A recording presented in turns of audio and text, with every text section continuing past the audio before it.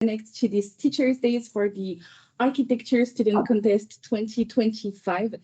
We are delighted to welcome all of you, teachers and our Saint-Gobain colleagues as well from all over the world. As I was mentioning, I think we had more than 100 teachers interested from about 20 countries. So for some of you, it's early in the morning. For some of you, it's late in the evening. So thank you again for taking the time to be here with us online. It's a pleasure to welcome again the teachers who have been working with us for years on the Architecture Student Contest.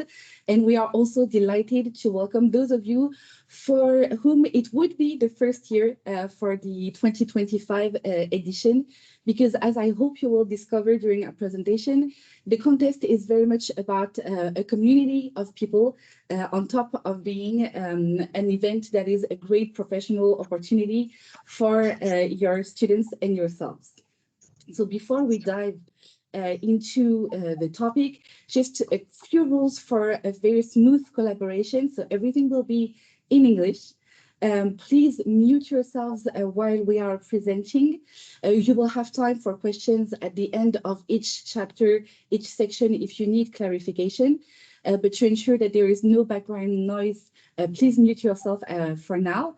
We will record the session. So if you have colleagues who are interested and could not attend, we will communicate the recording of this session with you through your local Saint-Gobain representative. We will, of course, send the presentation as well. So you will have everything needed if you want to dive again in the information or if you want to share the presentation with other colleagues. We will share videos during this presentation. So please make sure to have a good internet connection. As I mentioned, after each chapter of this presentation, you will have time if you have some questions right away. And for more technical and more in-depth question, we will use an online platform called SparkUp. I will talk to you more about this in a couple of moments. It's very easy to use, very easy to connect. And the idea is to give you time for about 3 weeks to go over the information we are sharing with you. And you can ask for the couple of the 3 weeks to come all of your questions and share your comments on SparkUp. But once again, it's very, very easy to use. Just one important notice, please, before we reveal to you the destination of the Architecture Student Contest 2025. It's for now an information that we are not sharing on external communication. So it means that you can share it with fellow teachers, you can have meetings about it with our Saint-Gobain representatives, of course, but when it comes to public websites or social media or printing flyers, we please ask you to wait until June 13th because we have yet to reveal the destination for the next edition of the contest.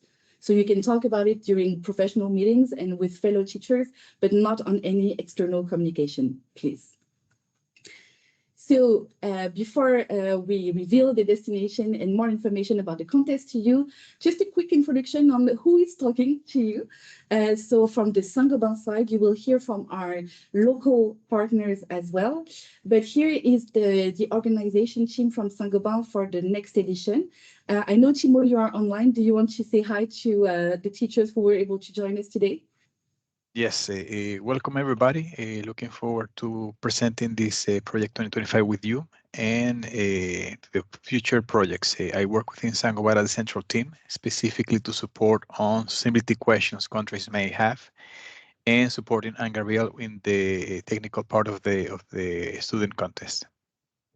Thank you, Chimo. So as you have understood, Chimo is the technical go-to person, and myself and Gabrielle. So very nice to meet you. And my team, we are more on the organization and logistics side. So I work with Claudia. Hi. And Justine. Hello. And we also have, of course, our team here based in France as well to liaise with our local partners. So Olivier, Stéphanie, Nolwenn, Sophie, and Michael. And oh, sorry, would you please mute yourself? I think we have some echo from one of you. And so here with us, Stéphanie is here. Do you want to say hi to everybody? Yes, hello everyone. I'm Stéphanie Roche. I'm the marketing, digital and data director for an entity which is named Saint-Gobain Solutions France. And I'm very happy to join the next year contest organization, as the subject will be related to French projects. Exactly. Thank you, Stephanie. And we have Michael as well with us. Hello, all of you. I'm the local coordinator, and sorry for my English. It's so poor. But you will notice that it's a very French edition for next year. But it's a very interesting because, as Timo will reveal to you in the second part of this session today, the challenges that we have built with our local partners are different challenges for the previous editions and challenges that I think are interesting for architects all over the world. So now for the contents of today's session. So I'm going to go over the architecture student contest very quickly because I know some of you might be new to the contest. Some of you have been committed to the contest for years, and we thank you very much for this because without you, there is no contest. So you are the links to the teacher, you are the guides to the teachers, and you are part of the teams as well. So your support is key for us as well, and we thank you for this. Then Clément, who is here, I'm going to introduce him later, but he is going to give you more context about the contest territory. And then Timo is going to show you videos and give you more details about the contest task itself, so the requirements, technical aspects, and then we'll talk about next steps. So as you already understood, the objective of today is not only to present the territory of the contest task. So the contest task is what we call the architectural challenge that we have built with our local partners that you and your students are going to work on when you take part in the architecture student contest. So not only to discover the context and the territory, but also to discover the contest task in itself. What are the requirements? What will be asked of you and your and your students? And it's also an opportunity for you to ask your questions, to submit your comments, because thanks to you, it's very much a collaboration. We will be able to finalize the document presenting the contest task based on your comment and your questions as well. You will have a first version today, and then after the session 2, you will have the final version. So for the timeline, as I was mentioning, today is the first session. We're going to introduce everything to you. Then from today to June 18th, you will have access to the online platform SparkUp. I will give you the connection process a little bit later on which you will be able to ask your questions. The idea is that we know we're going to give you a lot of information today, so you need time to process. You need time to learn more about the territory, learn more about the contest task, and that takes time. So we are going to give you a little over 3 weeks to deep dive into everything that we are presenting and put on the SparkUp platform any questions or comments that you have. And then for the second session of the Teachers' Days on June 25th, we will answer all those questions and go through all the comments that were submitted. And don't worry, as I was mentioning, this session and the second session are going to be recorded. So if you cannot attend both of the sessions, you will still have access to the content through your Saint-Gobain local representative. Do we have any question on the process, or is it clear for everyone? Do I think it's clear? So we can dive into our topics. So just a quick reminder of what is the Architecture Student Contest. So it's a competition for students of architecture, design, and construction engineering. Sorry, we have an echo from someone. Would you please be able to mute yourself? Thank you. So it's a competition that is already 20 years old. It's a young adult now. It's been organized every year since 2004, and it's a two-step competition. So in the first step, what we call the national stage, you and your students are competing within your country. It can be several teams from one university or teams from different universities, but within the same country, who are competing on our contest task. And then one winning team per country goes on to the international final, which we call the international stage. So here are the updated figures for this edition. In the national stages, so in all the countries in 2024, we had 1,300 students who were participating with 554 teachers. So here you see why I say that without you, this contest is not possible. And from 224 universities from 29 countries. And in a couple of weeks in Helsinki, we will have the international stage, so the international final, with 200 participants who are competing for our 5 awards. I'm not going to go in details on who can participate. You will have the presentation, and I'm sure most of you are already familiar with this. But just to remind you that it's students in architecture, design, construction engineering, or other related disciplines. And it's open to students in their first year of bachelor's degree to their last year of master's degree. And we are saying that, and you will see when Timo will present the contest task for the next edition to you, it's a wonderful opportunity for your students to have a professional experience. It's also a great opportunity for networking for you and your students to meet your peers, to have a vision of the future of architecture through all of the projects that are going to be presented. It's also a great opportunity to meet our international jury members who are here to award the 5 prizes of the architecture student contest. And just to give you an idea of what kind of profile make our international jury, here on the next slide, you have the jury member for this edition in Helsinki. Timo, can I let you go over everyone? Yes, so here you'll see the 8 members of the international jury. I'll start just introducing, commenting on some of them. So we have Thomas and Jana. Both of them are from Helsinki. One of them represents the city of Helsinki, and Jana represents the University of Helsinki, which is the owner of the plot where the project will take place, where the city of Helsinki is in charge of the coordination with the rest of the development around the region. We have also Rainer, which is an architect from Helsinki that will be also participating in the international jury. Francis, who's the head of the architectural creation department within the City of Architecture and Patrimony here in France, will also take place on the jury. Alicia from Poland will be representing the World Green Building Council, as she's the chair of the GBC CEO network, but she's also a CEO of the Polish Green Building Council. Carl would be representing the ACE, the Architects Council of Europe, as a vice president, also a deputy CEO of an architecture firm called White Architecture. And the last 2 people that you see on the slides are presented from Saint-Gobain. Pascal, who's the director of sustainability within the group. He will serve also as jury president of the committee. And Karel, who also works within the central team as building science marketing manager. He has been also participated in previous editions of the contest. Will also be part of the 8-member jury. Yes, thank you very much, Timo.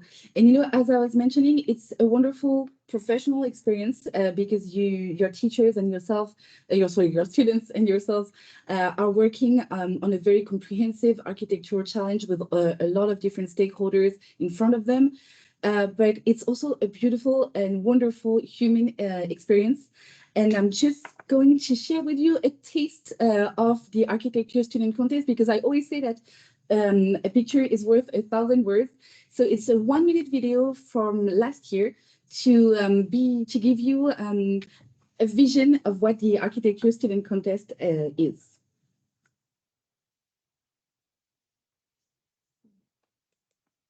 Here it is. Can you see my video, or is no? Sorry. No, not yet. Not yet. It's coming. We still see the screen from the presentation. Yes. Yes. Let me just change my screen in this.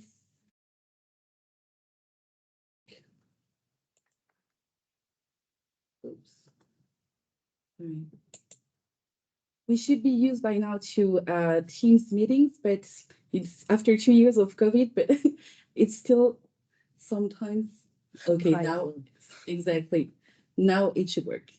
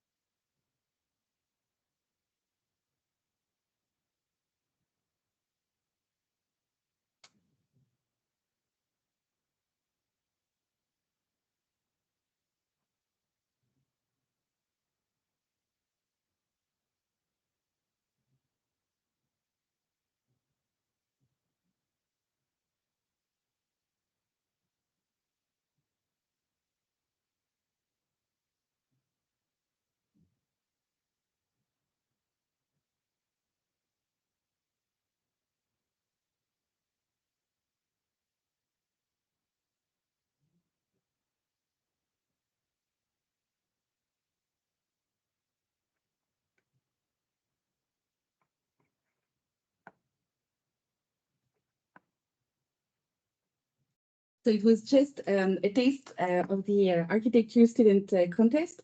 Before we move on to the next session, which the next chapter, which will be presented by Timo, do you have any questions on the general introduction of the architecture student contest?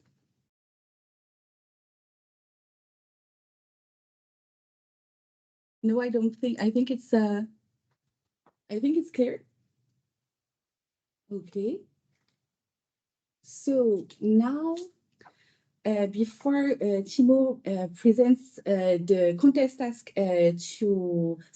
I'm skipping a step. Before Clément presents the contest task territory to you. So here is where it's going to, everything is going to happen next year. It's going to be in the Nord-Isère department.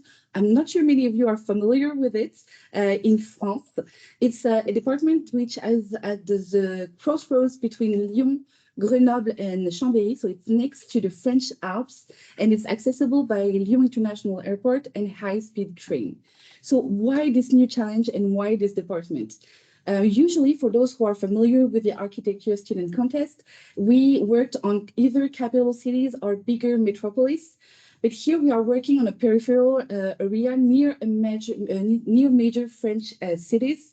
And here the idea was because architects, they not only build buildings, but they also their work is very much linked to a territory. The idea was to work on projects which are going to be linked to the territorial development of a peripheral urban city and a village.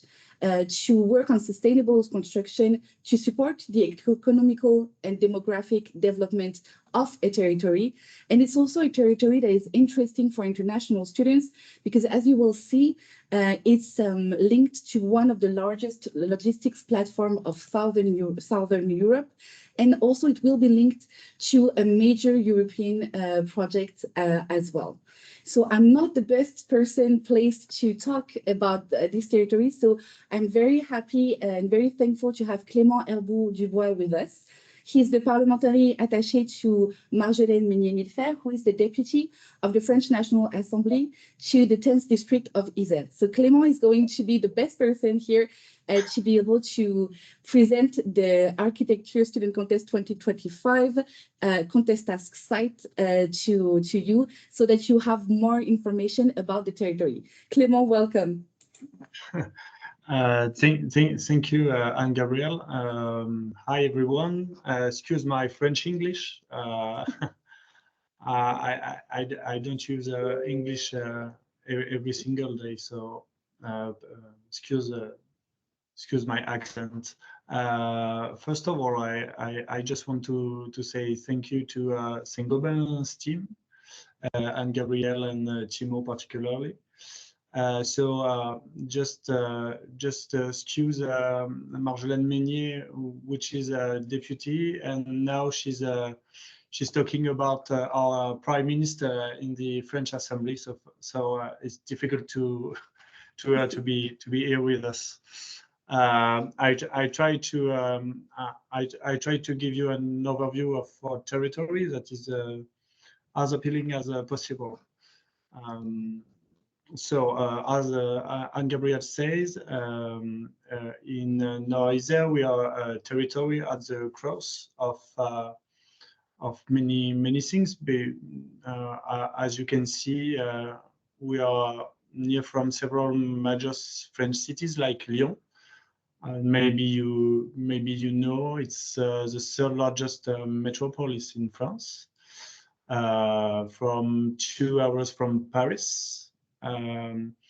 We are near from Grenoble and Chambéry in Savoie, and we are a territory important in Europe. Nord-Isère is home of largest logistics zone of Southern Europe. We have many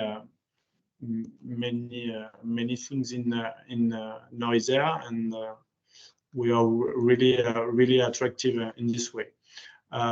It's a multi-faced territory. We have more than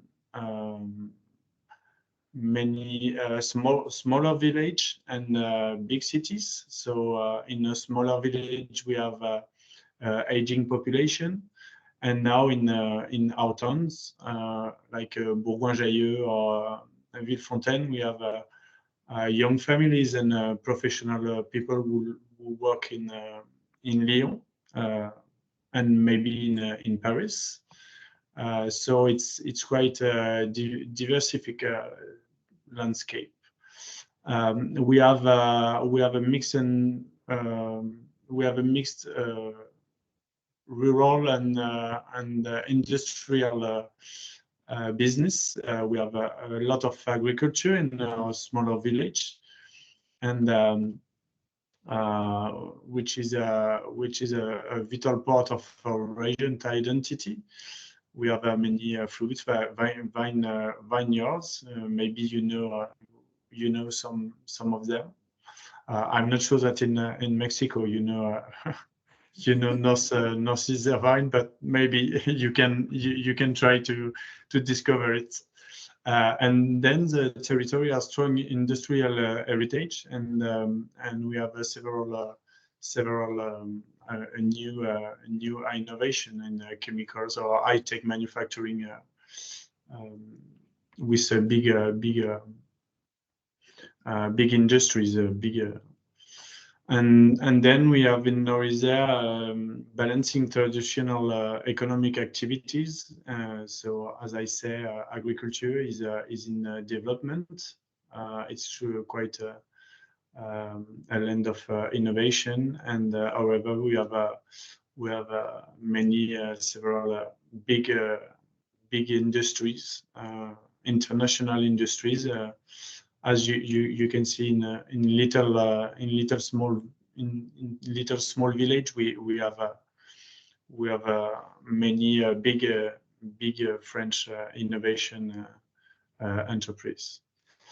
So if we figure about population in our territory, we have it's more than that. It's say here we have in our district we have about 145 inhabitants and not 110 inhabitants, and 205 square kilometers.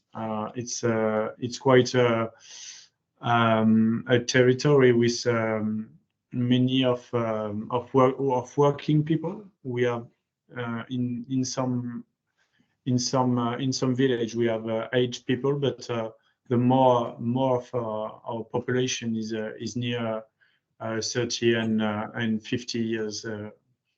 So population over 15 years or maybe in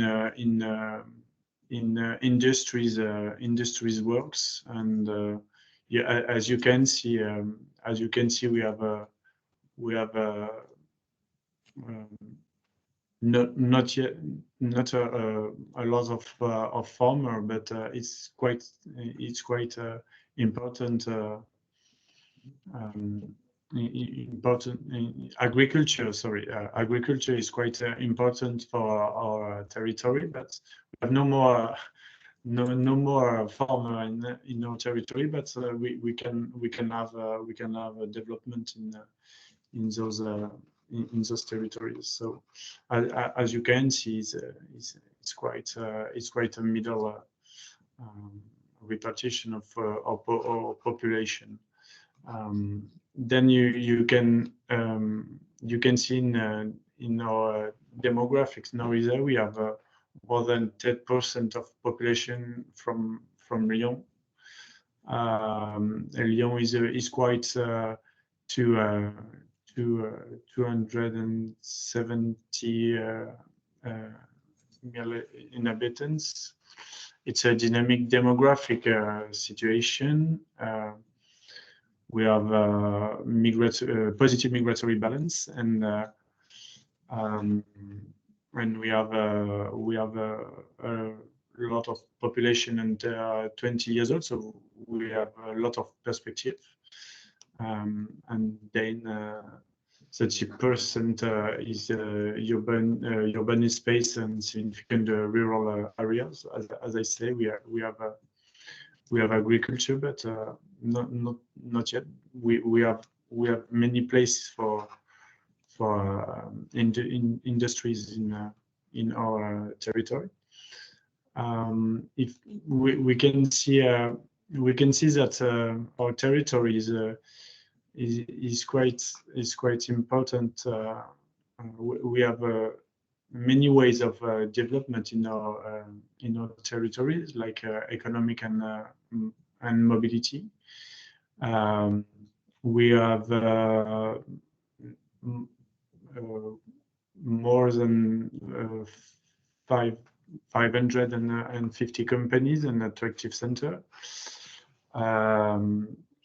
We have territories that benefit from proximity to areas like Lyon, which is it's the next door of territory of our territory. Then we have at the south Grenoble, which if you don't know Lyon, maybe I'm quite sure you don't know Grenoble or Chambéry, but we are in the crossroad of those three cities. But most of our population working, which not working on our territory, is working on Lyon, or maybe in Paris. We have a strong daily mobility. About 70% of our residents work and study in our territory, and we have underdeveloped mobility offer in rural areas, but we have quite. It's not easy to live in our territory without car. So it's quite a big deficit for us to develop that kind of mobility. As you can see here, many people use cars, and the pair of work is only in our cities. If you live in little village, you need to have a car, and maybe you need to have 2 cars in our families, because if you don't have cars, it's quite difficult, because we have no more buses or train is quite difficult if you live in little areas. Urban public transport is quite inexistent. So we are many people who have cars, and it's quite necessary to have car in our territory. We have a strong opportunity to public transportation. It's not as developed as Paris or Lyon, but in the Capi, which is one of our conurbation community, they developed as we call the ruban network. It's local public buses network, and we have also the TER, which is regional trains from Chambéry to Lyon. If you see our territory, it's quite a big line, and you have the train transport all along this territory. And then we have many challenges of mobility. As I said, we need to have a political way of development. Mobility will be included in the long-term policies, and we have a lot of ideas of development, transportation around train station.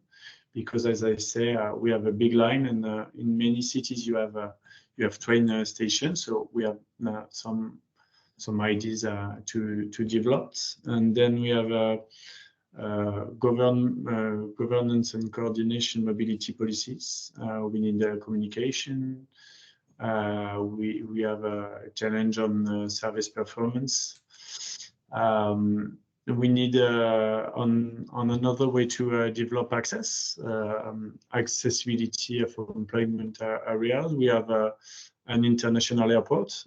If you know our territory, when you come in Lyon, you arrive in Saint-Exupéry airport. So we have a big airport. We can develop the train from this airport. We have to develop people mobility, and then we have to develop alternative modes. So it's quite a big challenge for us. And then we have to be in an inclusive way of life, including precarious people and then isolated people, which is really important for us.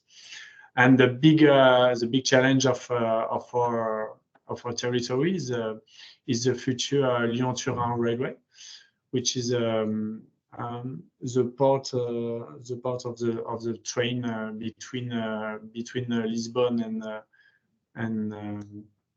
and Kiev. So we have this south train railway from Lyon to Turin. Then it's all over our territory. It's quite a line too. So it's a high-speed railway. In the Nord-Isère, the benefits of the Lyon-Turin is maybe increases tourism, and then can develop business connectivity from the south of Europe to the East Europe, and improve job market maybe. And then we have a potential challenges from Nord-Isère social impact, particularly in the city of Chimilin, as we can present after, which is a really little village in our territory. But as Timo knows, it's a quite interesting village. And then we have economic challenge too with the Lyon-Turin railway. So in this territory, we have a major European project, and for us, it's really important. And to see the contest task in our territory, we can make a focus on those challenges and this political local challenge. So the Nord-Isère has many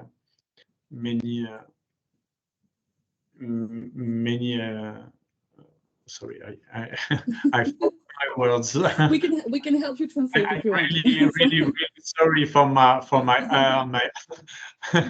so if you're looking for a word, we can help you translate. It's no problem. Yeah. We have many challenges here in Nord-Isère, and if you can say it and enjoy it, I think Timo enjoyed it a few weeks ago. So I hope you will enjoy it, and you will have a good moments in our country. Thank you very much, Clément. So we'll send you the presentation. My No, it's okay. It's a first taste of Nord-Isère and the first taste of France. But no, I think that the important points to understand is that Nord-Isère is really a dual territory. As you were saying, you have suburbs which are very much connected to the big city. For example, Lyon, because Lyon is the third biggest city in France. So it's really a huge economical city. And you have also villages. You have a strong industrial presence in some of the territory, but you also have the agricultural heritage. So there is the potential, and there are infrastructures already existing, like we were talking about the biggest logistical zone of Southern Europe. You have an international airport, you have hospitals as well, but they're not very well connected.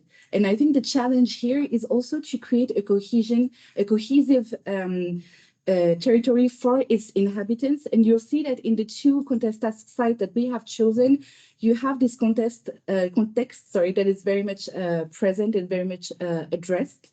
And if you want to know more about the Nord-Isère territory, because as I was saying, the contest task is very much anchored into the territory. You have here the link to the complete socioeconomic data from one of our national French institutes to learn more about the territory, who is living in the territory, what are their social professional categories, how old the inhabitants are. So the people who you are going to imagine an architectural project for, who are they? You have a lot of data here through this useful link.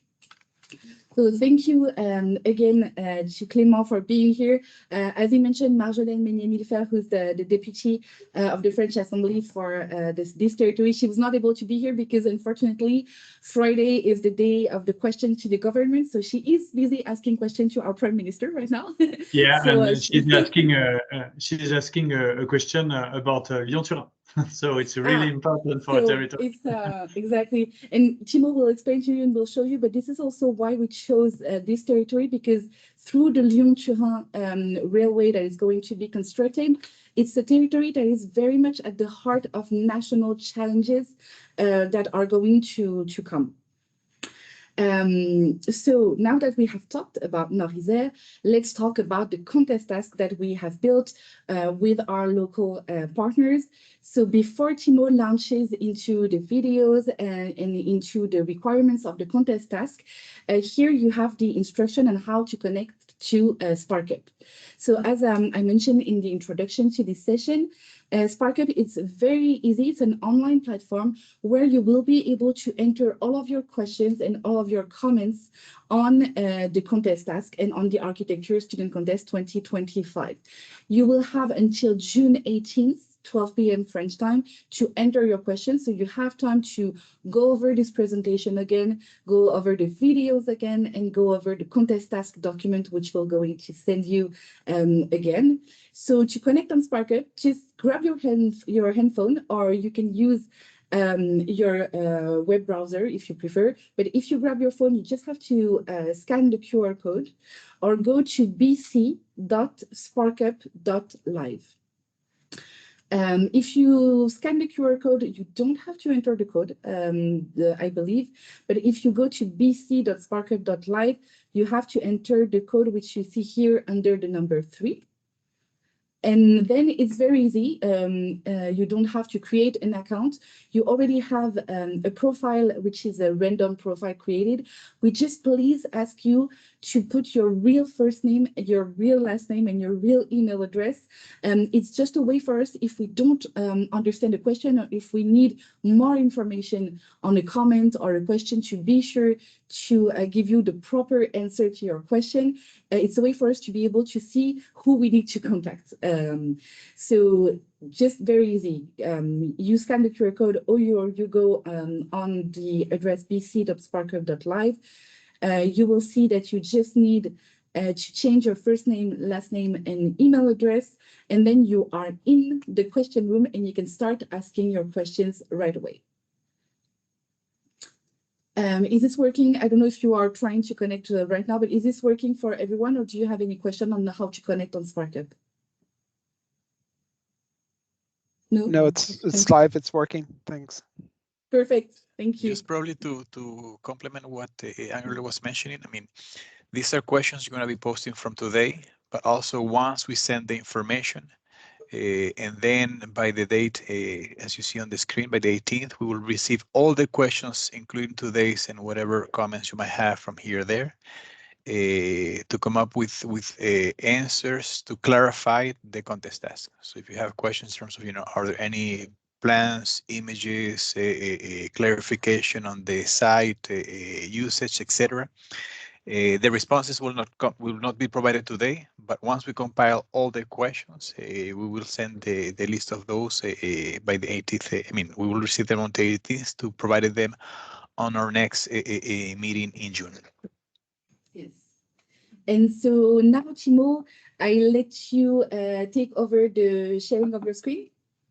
Perfect. So let me share my screen on this side, activate the audio and share.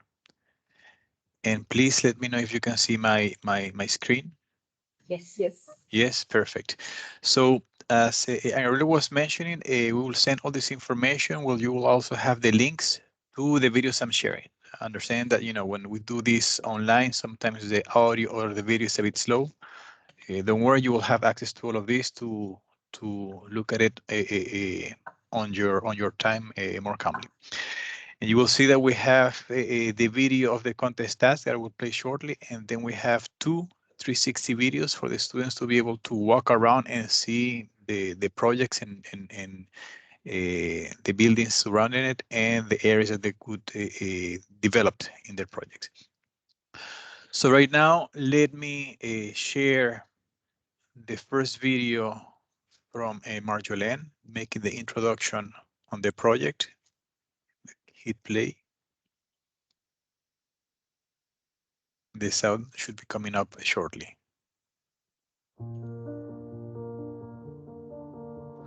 Bonjour, je suis Marjolaine Meignier-Millefer, je suis députée de l'Isère, un département en Auvergne-Rhône-Alpes situé en France. Je suis également vice-présidente de la Commission du développement durable et de l'aménagement du territoire, des sujets qui vous intéressent. Et enfin, je suis présidente de l'alliance HQE-GBC. HQE, ça veut dire haute qualité environnementale, et GBC, c'est un mot sans doute que vous connaissez, c'est Green Building Council. Nous sommes l'association en France qui cherche à faire rayonner depuis 25 ans la construction et l'aménagement du territoire durable en France et à l'international. Cette année, on est ravis d'accueillir le Architecture Student Contest ici en France, et plus particulièrement à l'est de Lyon. Vous allez travailler sur un territoire qui se situe entre Lyon, Grenoble et Chambéry. C'est une région que vous connaissez probablement pas, mais qui se trouve réellement au carrefour de l'Europe. Historiquement, la ville de Lyon était la capitale des Gaules. C'est pas un hasard, c'est quelque chose qui est inscrit dans la géographie du territoire. Et cette position lyonnaise comme centralité européenne, comme vous le savez, au fil du temps, les villes se saturent et donc les grands axes de mobilité ne peuvent plus passer dans ces centres-villes. Du coup, ce lieu d'hypermobilité s'est déplacé à l'est de Lyon, et notamment en Nord-Isère. Pour cette raison, vous allez retrouver énormément d'infrastructures qui se croisent en Nord-Isère. Vous allez y retrouver l'aéroport de Lyon-Saint-Exupéry, vous allez y retrouver les premières zones logistiques d'Europe du Sud, et vous allez y retrouver un jour le Lyon-Turin. Et dans quelques années, nous verrons les accès français du Lyon-Turin. Le Lyon-Turin, c'est ce grand projet ferroviaire européen qui va relier l'Europe d'est en ouest, de Lisbonne jusqu'à Kiev, et qui va permettre aux habitants européens et aux marchandises de s'acheminer d'un bout à l'autre, d'est en ouest en Europe. Pour votre concours d'architecture, on a choisi, avec les élus du territoire qui sont extrêmement impliqués dans leur territoire, nous avons choisi deux sites. Le premier, c'est celui de Chimilin. La commune de Chimilin, c'est un village. Le maire vous le présentera. Ce village, il est particulièrement impacté par le dossier du Lyon-Turin. Le Lyon-Turin, ça va traverser ce village. D'ailleurs, ce village, il est déjà traversé par les axes autoroutiers. On les voit derrière. Il faut qu'on puisse traduire pour les habitants ce grand projet d'infrastructure en opportunité pour ce village. Et ça, c'est un des éléments qui est vraiment intéressant dans le concours d'architecture cette année, c'est que vous n'allez pas travailler sur une métropole, vous allez travailler sur un village. Et c'est important que l'intelligence des architectes se mette aussi au service des plus petites communes. Le deuxième site qu'on a choisi, c'est à Villefontaine. On est à 2 pas en fait du pôle logistique, donc au carrefour de cette zone logistique où tout se croise. Et c'est aussi un des aspects très importants. On a choisi le site qui va vous intéresser particulièrement, qui sont les Grands Ateliers. Donc c'est un lieu d'innovation d'architecture à échelle 1. Le lien entre les deux sites qu'on a choisis, c'est que dans les deux cas, on va travailler sur une école. On va travailler sur une école à Chimilin, une école qui n'a plus vocation à être une école, qui va avoir vocation à être rénovée. Et du côté des Grands Ateliers, on va travailler sur l'école du futur, celui qui va pouvoir accueillir toute l'innovation et la recherche et le développement dans les sujets qui vous intéressent. Le lien entre la performance dans les bâtiments et l'aménagement du territoire. Alors pour vous présenter ces sites, c'est pas moi qui en parle le mieux. Le mieux, c'est que vous entendiez directement le maire de Chimilin vous parler de sa commune. Bienvenue à Chimilin, ce merveilleux village situé entre l'avant-pays savoyard et le Nord-Isère. Donc on a une population de 1452 habitants, une population un petit peu vieillissante, mais malgré tout, nous avons quand même une école avec 5 classes en école primaire et 2 classes en maternelle. Et nous avons 27 associations socio-culturelles. Donc le patrimoine communal, comme vous pouvez le remarquer, est assez considérable puisqu'on était une commune historiquement relativement aisée par rapport à ses industries, ce qui explique pourquoi le village a autant de patrimoine aujourd'hui. Le Lyon-Turin, pour moi, est un axe capital puisque c'est un projet structurant de la nation. Aujourd'hui, on ne peut pas réfléchir à un déplacement par des voies terrestres style la voiture. Il faut quand même envisager un peu les transports en commun quand même. Et on est vraiment placé au centre de cet axe primordial qui est le Lisbonne-Kiev. Par rapport au tourisme, nous, on est en train d'essayer d'accompagner la construction d'un hôtel qui se ferait plus proche du péage d'autoroute, où on a un restaurant aujourd'hui, un privé. Donc il y a une étude sur un bâtiment de 40 chambres qui devrait voir le jour. Et puis donc on a un développement très fort aujourd'hui sur le territoire de l'accueil en milieu rural, des fermes auberges, des tables d'hôtes. Donc on a une vraie proposition à faire à nos touristes. Donc le challenge, c'est d'essayer avec les matériaux modernes, avec les nouvelles techniques de construction, d'essayer de pouvoir maintenir à flot nos bâtiments historiques existants et surtout de pouvoir faire des bâtiments modernes adaptés à une vie du 21e siècle, dont on est à peu près sûr que nos clubs résisteront encore quelques années et feront briller haut les couleurs de Chimilin et de la France. La problématique de la commune aujourd'hui, qui est propriétaire d'un bâtiment de à peu près 250 mètres carrés de surface au sol sur 3 niveaux, était historiquement une ancienne école. Il apparaît sur la façade des fissures un petit peu inquiétantes. Donc le challenge va être Une fois qu'on aura sécurisé la structure du bâtiment, de rénover ce bâtiment, l'objectif serait de mettre un petit peu une maison des associations pour faire vivre, que toute la commune puisse profiter de ce bâtiment remarquablement bien situé. Donc notre objectif serait d'en faire un bâtiment associatif où toutes les associations aujourd'hui nous demandent des locaux, des salles de réunion, des pieds-à-terre pour ranger leur matériel. Donc nous, on aimerait transformer ce local en logement associatif. Donc il est impératif aujourd'hui de travailler dans la modularité des bâtiments. Un bâtiment ne doit pas être destiné à une seule destination, mais il doit pouvoir se recycler, enfin pouvoir faire plusieurs choses. On doit faire du culturel, de la réunion, du travail pour les entreprises, parce que certaines nous les demandent. On doit partager l'espace public dans des matériaux un peu modernes, adaptés à notre paysage. On utilise ici beaucoup la pierre, le bois, le verre. Donc je pense que c'est à vous, les architectes, de nous trouver des solutions un peu miraculeuses pour arriver à tenir à flot ce bâtiment qui est historiquement un bâtiment. Nos mamans, c'était l'école des filles, nos mamans ont appris à lire et à écrire dans ce bâtiment. Donc c'est un bâtiment qui a une histoire dans la commune et donc on voudrait essayer de le maintenir debout. C'est à vous de relever le challenge pour nous le maintenir à flot. Vous avez désormais découvert le village de Chimilin. J'espère que vous avez apprécié. C'est vraiment important ce que vous allez faire pour eux sur ce travail-là, sur la partie de l'école. Et maintenant, j'aimerais que vous puissiez découvrir les Grands Ateliers. C'est Maxime Bonneville, le directeur des Grands Ateliers, qui va vous présenter le site. Et j'espère que le site va vous donner envie. Alors les Grands Ateliers, c'est un bâtiment qui a ouvert en 2002. Ce bâtiment, il a été construit à l'initiative d'enseignants des écoles d'architecture, d'ingénierie et d'art qui souhaitaient avoir des espaces complémentaires des espaces présents dans leurs écoles pour pouvoir faire de l'expérimentation échelle 1 avec leurs étudiants. L'expérimentation échelle 1, c'est cette idée de permettre à l'étudiant de toucher de la matière, d'apprendre à construire dans le cadre de ses études pour pas être uniquement sur des apports théoriques et sur des plans sur feuille. Ce lieu, aujourd'hui, il accueille plus globalement des étudiants, des enseignants, des chercheurs, mais aussi des professionnels, toujours sur cette idée de l'échelle 1, que ce soit en expérimentation ou en prototypage. On a différents publics qui viennent toutes les semaines pour développer leurs activités de formation, leurs activités de recherche, leurs activités de prototypage. Ça fait à peu près 100 personnes en moyenne dans nos halles et dans nos ateliers au quotidien. Les Grands Ateliers, c'est un lieu c'est un lieu hybride qui est un petit peu spécifique. C'est pas rattaché qu'à une école. C'est une diversité d'écoles qui viennent. C'est les compagnons, c'est des laboratoires, c'est des entreprises. Ça fait vraiment une spécificité au niveau national et international. Aujourd'hui, on accueille des écoles qui viennent de l'Europe entière et aussi du monde, du Moyen-Orient, du Japon, d'Allemagne, d'Espagne, pour en citer que quelques-uns.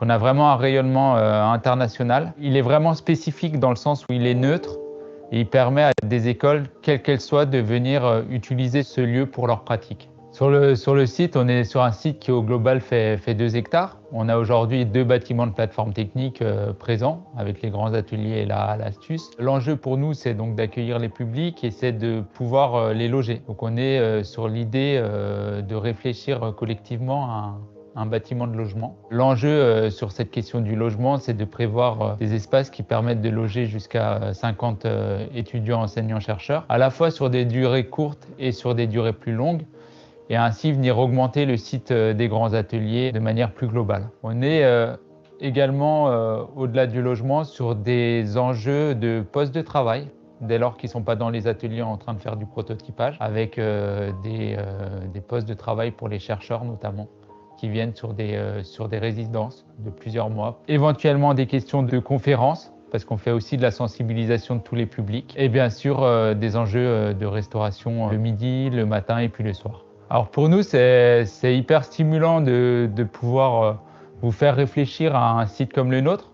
Ce qui fait notre site aujourd'hui, c'est la présence des étudiants qui viennent se former depuis plus de 20 ans en expérimentant la matière. Dans le cadre de ce concours, c'est l'idée aussi de réfléchir à des nouveaux lieux, des nouvelles modalités d'utilisation, en prenant bien sûr en compte tous les enjeux de notre ère, les enjeux environnementaux et sociétaux.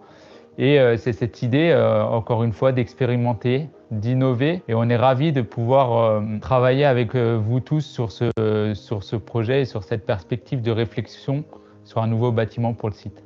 Voilà, vous avez découvert les 2 sites qui vont vous occuper dans ce concours. J'espère que ces 2 sites vont vous inspirer. Parmi les sujets sur lesquels on voudrait que vous fassiez vraiment très attention, on voudrait évidemment que la question du développement durable soit au cœur de vos réflexions.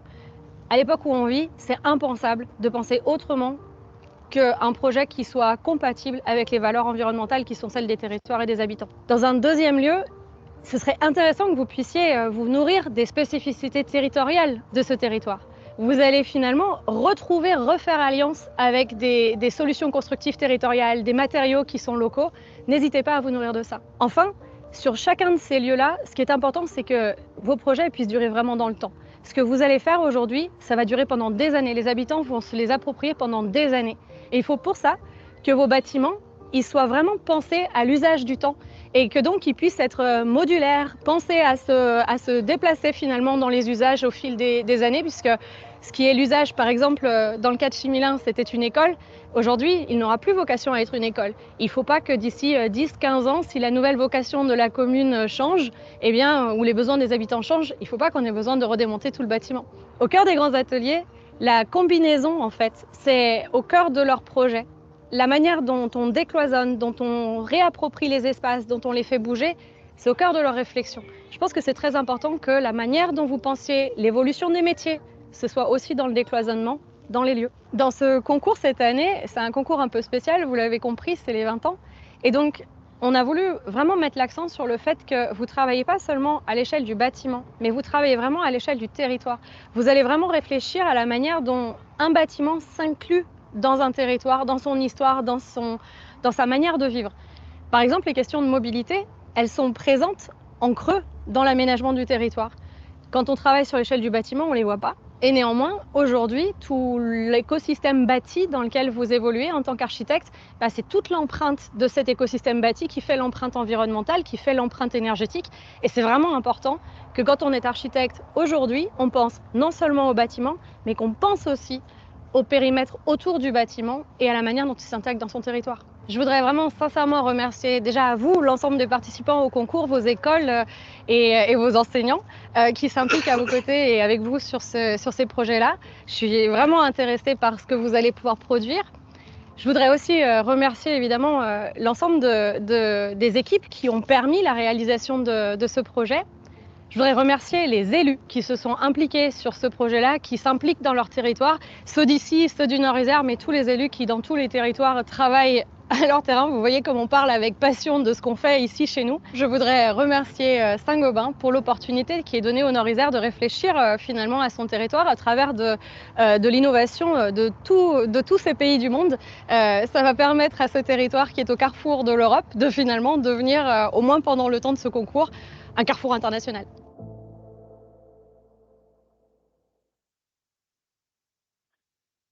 So I hope you have liked the video. Again, you will have a link to this to see also the subtitles more in a different speed to get what Marjolaine was saying. Just before I put up the other 2 videos, just to and we'll go down on that later, just so you know, there will be 2 sites, one for the new construction, one for the renovation. I will go to more of that on detail. But in terms of other documentation you will have access to, you have 2 videos on the 360, and here we'll show you the one on Chimilin, where the students and you as teachers too will have access to see what's around the site, and you can have a overall view of the projects. So I will not play the whole video, but I will show you some parts so you can see how it would look and the type of support you will have. So this one is on Chimilin. You will see the area where it's located, quite close to the city hall. And once you have the video, you can turn around to see what's around. You see the video, the building there. There's a large open space on this side. Towards the front of the building, there's a fire station. You can see the bit of what's there. And as the video moves around, you can see closer different aspects of the video. And here towards the bottom, you have the plan site to know from which perspective you're looking at. Obviously, you can take advantage of Google Maps to see other views from the video. Also, the video incorporates some views from the inside. Let me just go there so you can see. From the bottom floor, you have the meeting hall, but also other areas, and you can just turn around to see a little bit the what's existing. Again, this building is for renovation, so it is for the students to also provide, insights in terms of what could be changed, what could be expanded, what areas should be adapted internally for the different usage, as the mayor of Chimilin was indicating. And again, you have more information on different floors and what's around available. I will suppose that from the questions you will have, you will probably have questions like, to what extent you can actually modify the interior, and some of the things that we will answer together with the municipality to provide a better answer. So that's a little bit on Chimilin. And when we look at Les Grands Ateliers, which is on the city of Villefontaine, you have a similar 360 video. And I will show you some parts of that too. So you have a zoom that goes into Villefontaine. Villefontaine, I want to make probably a quick stop here. So these are the two existing platforms where students work on a one-to-one scale. And this area in yellow is the part where the new construction is going to be proposed. Not obviously not for the whole area, but the idea, and we will go down into more detail, that the students can propose a building, and then volumetry and schematics proposals for the rest. And again, from this 360 video, you will have views of the existing areas where the students and the teachers from the Grands Ateliers they work, what's around. You will see here, some route that probably could have some intervention in terms of access to the site.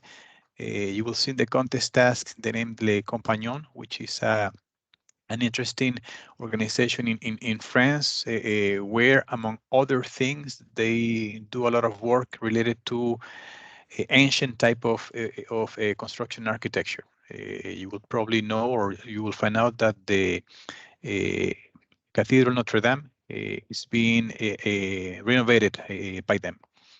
And then within this 360 video, you will have more sites on what's around, the type of work they do within this site, some of the spaces they have, which is something you could propose in the new area, additional spaces for them to store, but also, for other type of uses.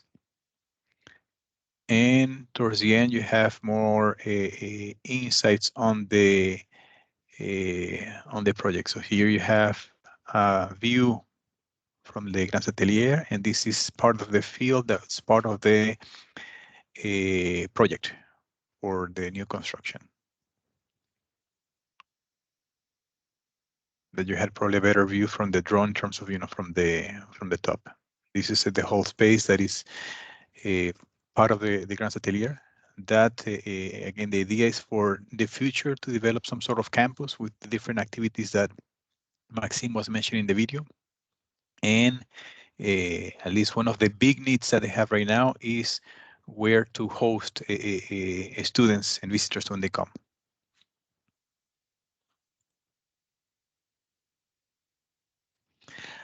Again, you have the Spark Up, and the idea from the Spark Up, if you have any questions you have on these two sites, additional information that would be important for you and for the students to have clarity on the project, to let us know. Just to go a little bit more deeper on the rationale. So Clement showed us at the beginning a little bit of the context. So you see that this particular situation that we see in Chimilin and Villefontaine is happening all over Europe, but not only Europe, but all over the world.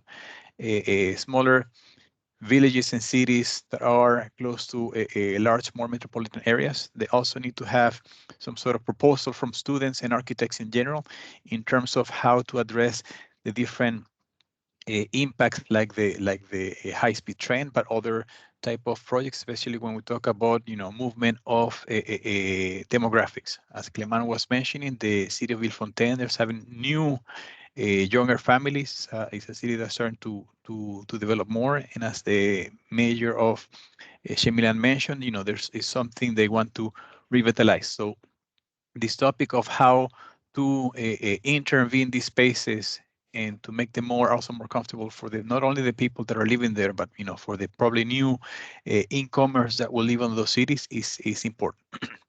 And again, like in different previous version of our contest, we have the new construction and the renovation. For the renovation is this old school in Chimilin, where the mayor would like to have a use for different associations, cultural associations, etc. And you will have a list of which are those associations that could help you in the reflection of what proposals to give in the contest task. You see here in the map that let me get my pointer here to probably help a little bit. Here you have where the existing building is located. This is the city hall, so it's quite close. I mean, it's a small village, so it's there's a lot of proximity. And one of the schools is over here to the top, so you can see the connectivity between that building and the rest of the community. For the new construction, as I was mentioning before, you have the Grands Ateliers, you have the two existing platforms where students and researchers that come from all over the world to do some of practices. You have this large area here that is being proposed for the new future campus, where, as I mentioned, the task or the need today is for residential building to host students. As of today, most of the students that come, they don't have a place to stay here at Les Grands Ateliers. They usually stay at Les Compagnons here or other type of partnerships with, neighbors or hotels nearby.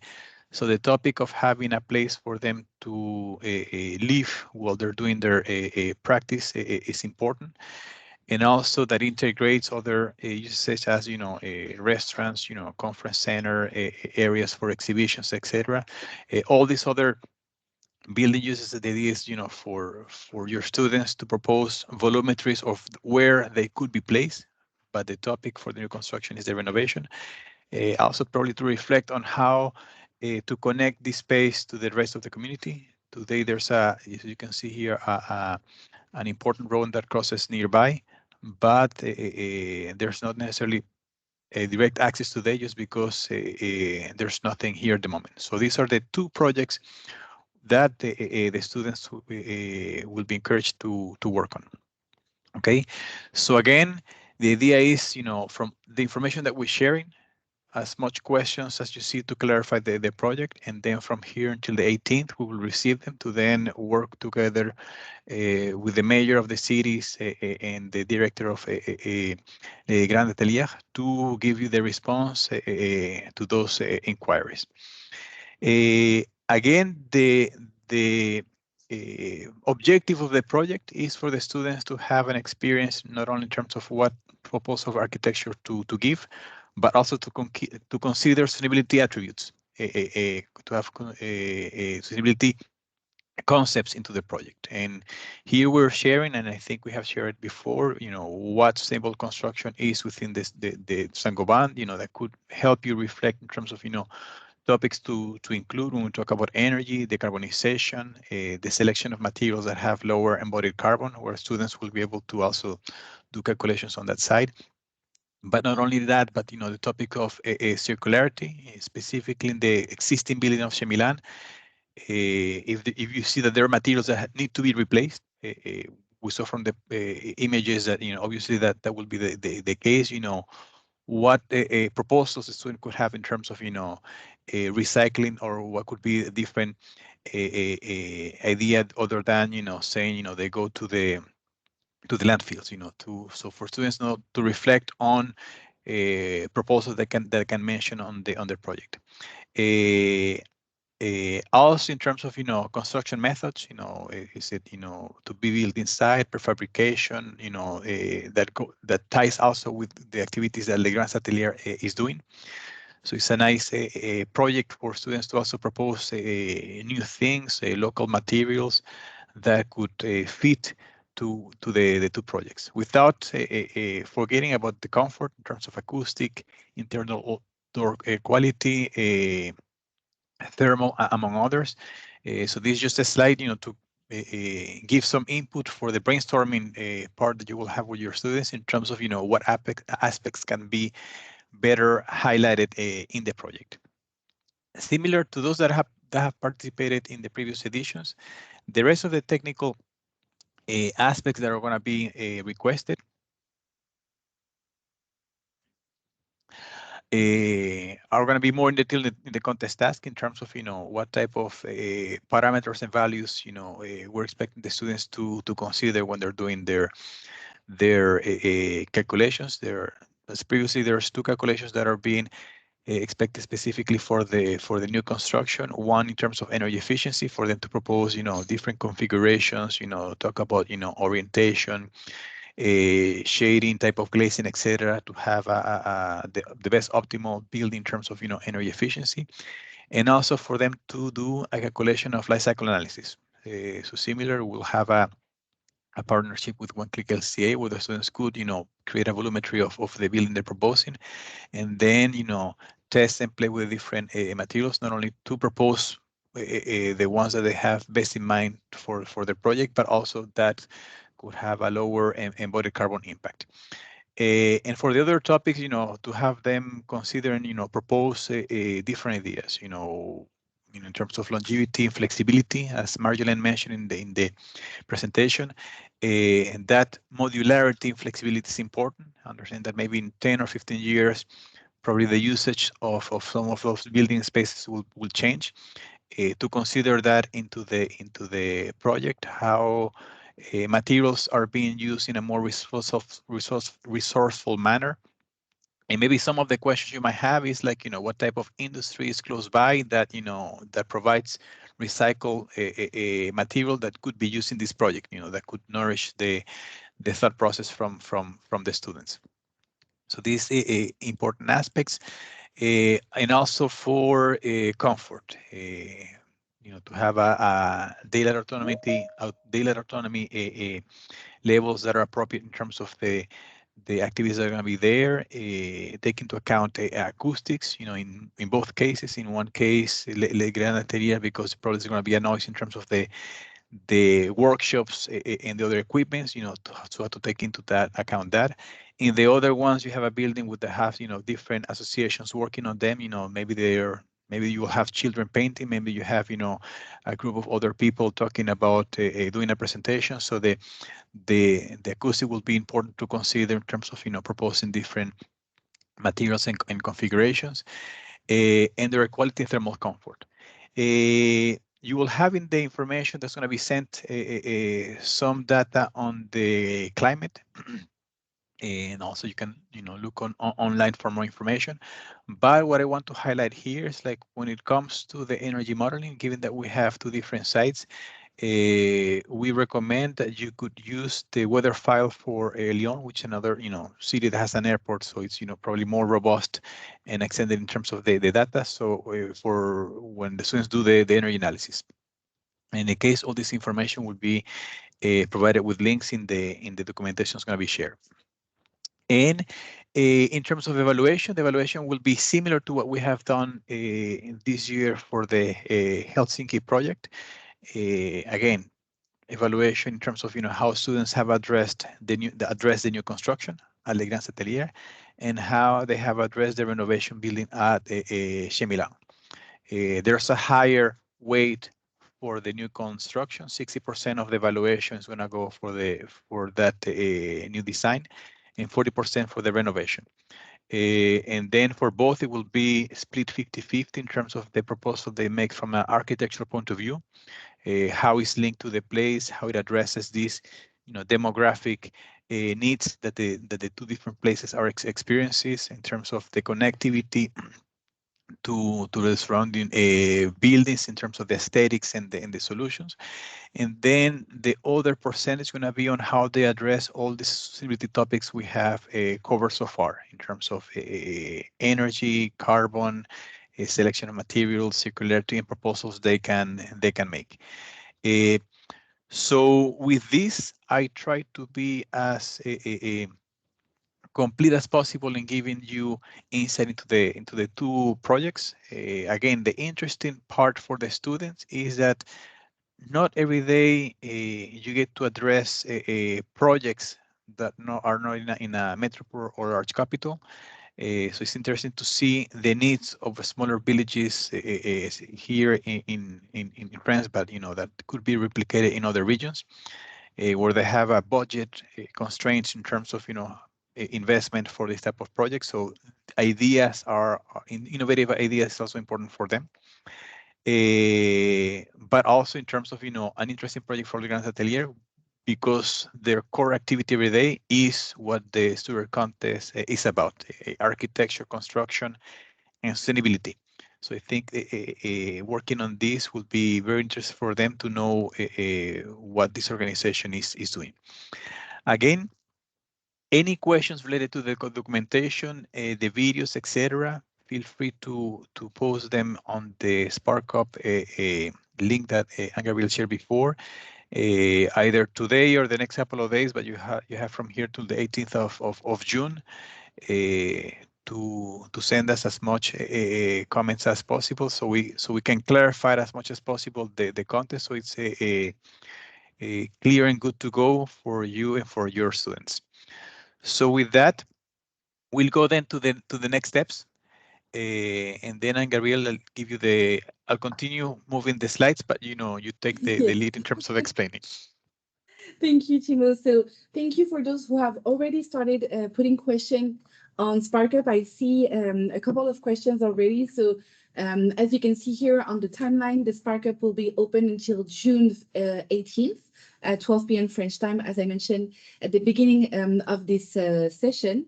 So you will have the time to dive again, as Timo mentioned, into the videos, to look more closely with more time at the subtitles. We will send you this deck, this presentation as well. We will also have at your disposal the recording of this session. And there's also going to be the document which holds the contest task in itself with all the requirements that Timo just talked about. So all of this will be made available to your local Saint-Gobain leader, who will be the point of contact to share all this information with you. And then on June 25th, we will have the second session of the Teachers' Days, where we'll go over the questions that have been asked, go over the comments as well, and provide you with more information. Just a reminder, the destination of the Architecture Student Contest 2025 is confidential for now, so you can talk about it with your colleagues in professional meetings, but not on external communication. So no social media post, no post on public website, and no printing on flyers for now. But you can all reveal the destination of the next edition of the ASC from June 13th on. And on the next slide, we also included, for those who are not familiar with the Architecture Student Contest, what the timeline of the event and the competition looks like. So we are now doing the Teachers' Days.